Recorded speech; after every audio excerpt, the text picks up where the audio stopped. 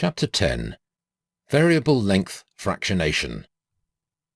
This chapter covers ciphers based on Morse code, mixed letters and bigrams, variable length binary code words, ciphers based on text compression. This chapter covers a broad range of fractionation ciphers where the plain text groups and/or the ciphertext groups have variable lengths. These include monom, binom, section 10.2, Huffman substitution, section 10.4, and post-tag systems, section 10.5. In section 4.4, I illustrated the concept of fractionation by describing two versions of M. E. O'Haver's fractionated Morse cipher. Fractionated Morse is an example of variable length fractionation because it uses 1, 3, and 4 symbol Morse groups. Let me begin the broader discussion of variable length fractionation with a different form of Morse fractionation that resembles the trifid cipher described in section 9.9. Let's call it Morse 3. Section 10.1. Morse 3. Morse 3 is a cipher that operates in 4 steps. 1. Replace the letters of the messages by Morse code groups.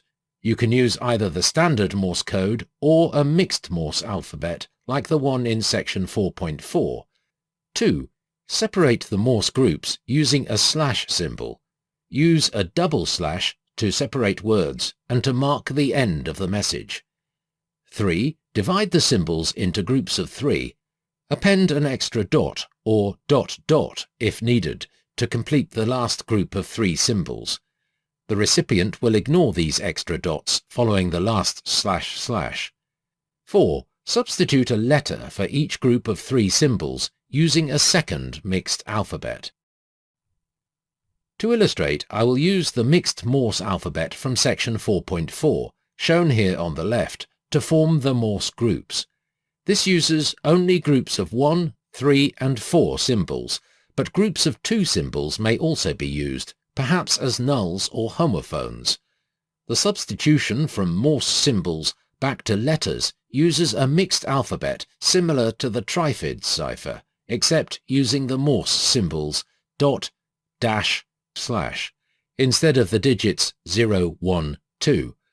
Notice that slash, slash, slash can never occur, so it is not necessary to provide a letter substitute for it. Thus, only 26 substitutes are needed. Let's encipher the sample message "Send ammo." If a well-mixed keyed alphabet is used for both substitution steps, this cipher is rated 5. One disadvantage of Morse 3 is that the ciphertext is longer than the plain text. In this example, an 8-letter plain text became an 11-letter ciphertext. Section 10.2. Monom, binom. Monom, binom, or monome, binome, is a class of ciphers in which each letter is replaced by either a single digit or a pair of digits.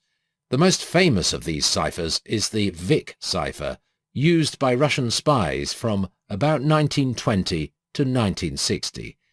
The name comes from the code name Victor given by the FBI to KGB spy Rino Hehenin. The Vic cipher was never broken until Hehenin defected to the US in 1957 and divulged its details. The Vic cipher has 2 parts, the monom-binom substitution and the modulo 10 addition of a random sequence of digits. Let's begin with the monom-binom substitution. Each letter of the alphabet is replaced by 1 or 2 decimal digits. In order for Reaver, the intended receiver, to read the message, 2 digits are selected as the first digits for all of the 2-digit pairs. Let's suppose Sandra, the sender, chose 2 and 5. All of the 2-digit substitutes will begin with 2 or 5, and all of the other digits will be 1-digit substitutes. Whenever the next digit in the message is a 2 or a 5, the reader knows it is the start of a 2-digit substitute. otherwise it is a single-digit substitute. The substitutions can be represented in a 3-row diagram called by the peculiar name straddling checkerboard. The name is ill-suited because the diagram is not square, is not 8 by 8, and does not have an alternating pattern of black and white squares. Oh, and it isn't used for playing checkers. Other than that, it's a perfect name. Here is an example. The 8 one-digit substitutes are on the top row, and the 20 two-digit substitutes starting with 2 and 5 are on the second and third rows. The digits 2 and 5 cannot be used as one-digit substitutes, so these spaces are blacked out on the top row. For example, the substitute for S is 4, the substitute for U is 24, and the substitute for Y is 54. Since there are 28 boxes and only 26 letters in the English alphabet, there are 2 extra characters that I have denoted by asterisk and hash. It is common practice to use the asterisk as an all-purpose punctuation mark, for example, full stop, question mark, comma, quotes, or whatever else may make the message easier to read. The hash is used for switching from letters to digits and back. The message 600 tanks arrive 1800 today would be sent as hash 600 hash tanks arrive hash 1800 hash today, and would be enciphered as 57600, 57730, 21438, 86251, 57180, 05779, 58354. An obvious weakness of this type of substitution is that more than 1/3 of the substitutes, actually 10 out of 28, or 35.7%, begin with 2, and the same percentage start with 5, so the 2 selected digits are far more frequent than any other of the 8 digits. They will stand out like elephants in a waltz competition. To help mitigate this problem, the 8 most frequent letters are placed on the top row. These are E-T-A-O-N-I-R-S. To help remember them, you can use the mnemonic serration, which is serration with the duplicated R removed. Or you can use my favourite, rat noise. Using one-digit substitutes for the most frequent letters also helps reduce the length of the ciphertext. Used by itself, the straddling checkerboard is rated 3. However, the Vic cipher adds a second step. In its most complex form, it also transposes the digits. The result of the monom-binom substitution is treated as an intermediate ciphertext. For each digit in the intermediate text, a key digit is added modulo 10, that is, added without the carry. There are 2 flavours to this. You can simply add a repeated numeric key such as 2793. That would work like this. This form of the Vic cipher is rated 5. One stronger form of the Vic cipher is to use a non-repeating numeric key produced by a random number generator.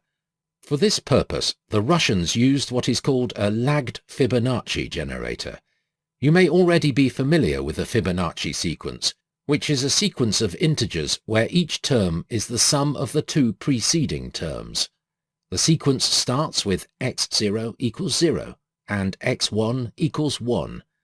Additional terms of the sequence are generated by this mathematical formula. That is, term n is the sum of term n minus 1 and term n minus 2. For the Vic cipher, only the lower order digit is relevant.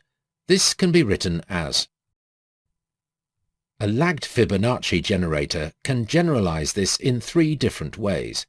First, it can add terms other than the last 2, such as.